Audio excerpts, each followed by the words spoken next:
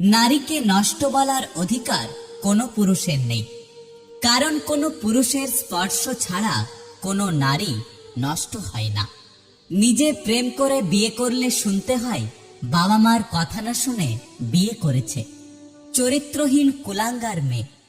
আর বাবা মার দেখা বড়লোক ছেলেকে বিয়ে করলে শুনতে হয় মেয়েটা টাকার লোভে বিয়ে করেছে। আমাদের সমাজ কন্যা সন্তান চাই না, কিন্তু সুন্দর পুত্রবধূ চাই।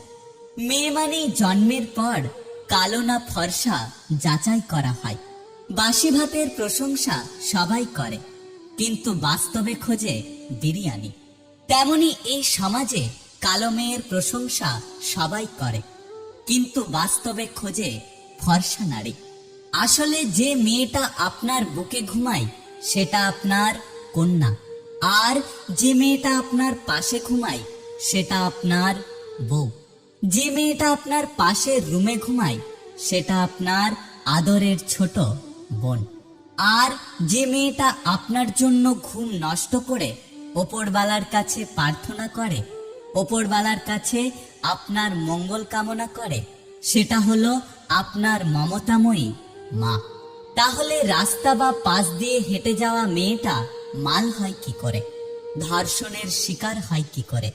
আপনার পাশ দিয়ে হেঁটে যাওয়া মেয়েটাও তো কোনো না কোনো পরিবারের আদরের মেয়ে, কারো ভালোবাসার মানুষ, কোনো না কোনো ভাইয়ের বোন।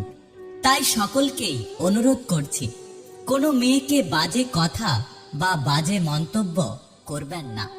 মেয়েদের কষ্ট বোঝা এত সহজ না। আসলে তাদের সেই বাড়িতেই জায়গা হয় না যেই বাড়িতে তারা জন্ম নেয়।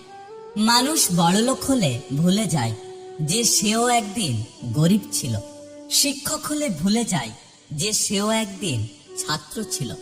তেমনি অধিকাংশ মায়েরা শাশুড়ি হলে ভুলে যায় যে তারাও একদিন বৌমা ছিল।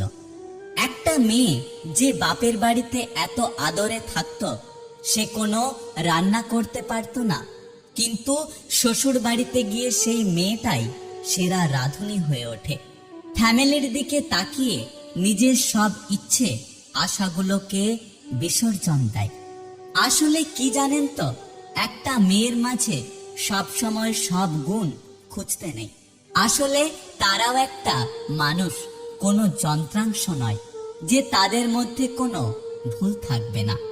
মেয়ে মানে যতদিন তোমার মুখ বন্ধ ততদিন তুমি সবার কাছে মিষ্টি, আর যেদিন মুখ খুলবে সেদিন থেকে তুমি সবার কাছে খারাপ হয়ে যাবে। মেয়ে মানে শ্বশুর বাড়িতে সব নির্যাতন সহ্য করে বাড়িতে ফোন করে হাসি মুখে বলতে হয়, হ্যাঁ আমি ভালো আছি। হ্যাঁ, এটাই হলো মেয়েদের জীবন। যদি ভিডিওটি ভালো লেগে থাকে অবশ্যই পাশে থাকবেন। দেখা হচ্ছে পরের ভিডিওতে। সুস্থ থাকবেন।